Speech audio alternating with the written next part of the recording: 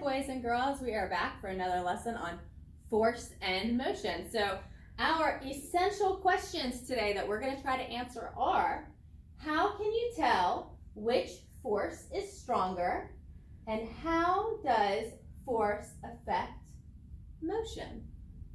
Good questions, right? So we're going to come over here and we're going to do two little experiments about force and motion today. So which force do you think is stronger? Do you think that a hairdryer or blowing through a straw as hard as you can is stronger? These are good questions. You should discuss them with whoever your grown-up is at home. Now let's try to see what force is actually stronger. So I have a straw, I have a cotton ball, and I have a hairdryer. We are going to see which one of these forces is going to make this cotton ball go into motion and which force is stronger, right? So how are we going to be able to tell which force is stronger?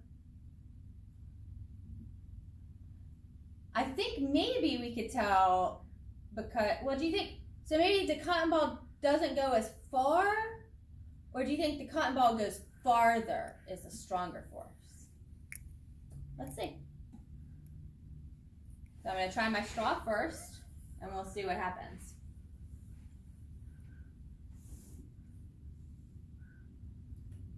That was pretty good, right? I mean, that went kind of far. So that was a pretty strong force. My breath was a pretty strong force through that straw, and it made the cotton ball go over there.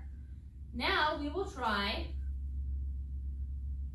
another cotton ball, and we're going to try this with our blow dryer. So do you think that the blow dryer is going to make the cotton ball go farther, or do you think it's not going to go as far? So let's see.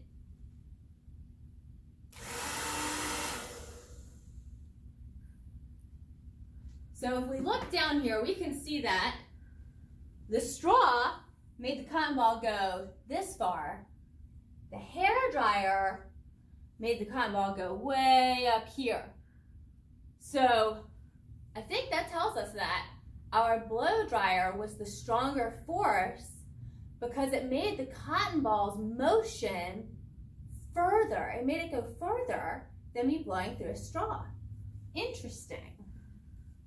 Now, we're going to try another experiment, and this experiment we're going to try with a balloon. And you can do these experiments at home. If you have a straw, a blow dryer, cotton ball, and two balloons. Miss Bond and Miss Hampton, please come to the office. Miss Bond and Miss Hampton, come to the office. Okay, so does the amount of air in a balloon affect the strength of the wind that comes out of it? What do you think?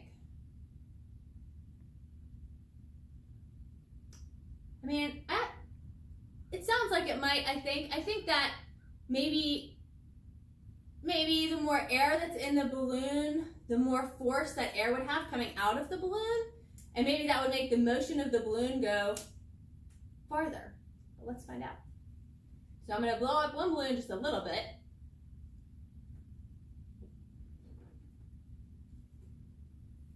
See?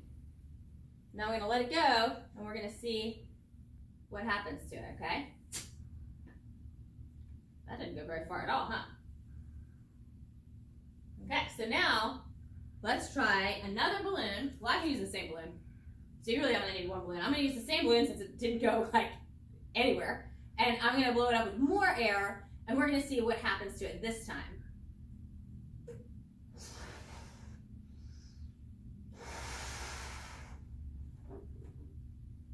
Okay, so do you think that when I let this one go, do we think it might go farther than the other one or about the same? Thinking it might go farther, but let's see. That definitely went farther because the other one pretty much didn't move.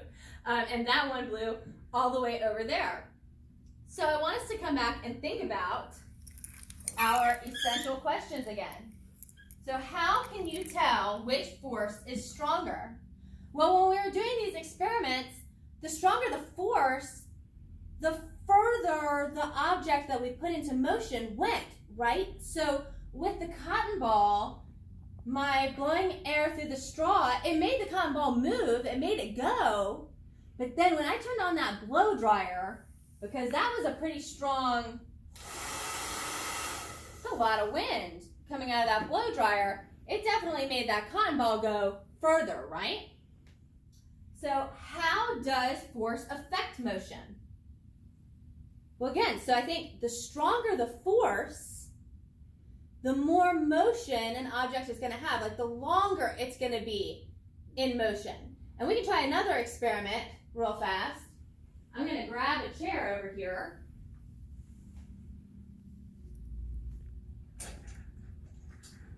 So my force on this chair, if I push it gently, like if I use a gentle force on it, it's going to go in motion, but it doesn't go that far, right? So then if I use a stronger force on it, that motion went a lot farther. So I think now we know the more force, the longer something is going to stay in motion. I would love for you all at home to maybe write down your thoughts about this, or you can try to do one of these experiments. If you have the stuff at home and you want to try to recreate this with a grown-up's help and permission, you could try to do that. I hope you all have a great day. Bye.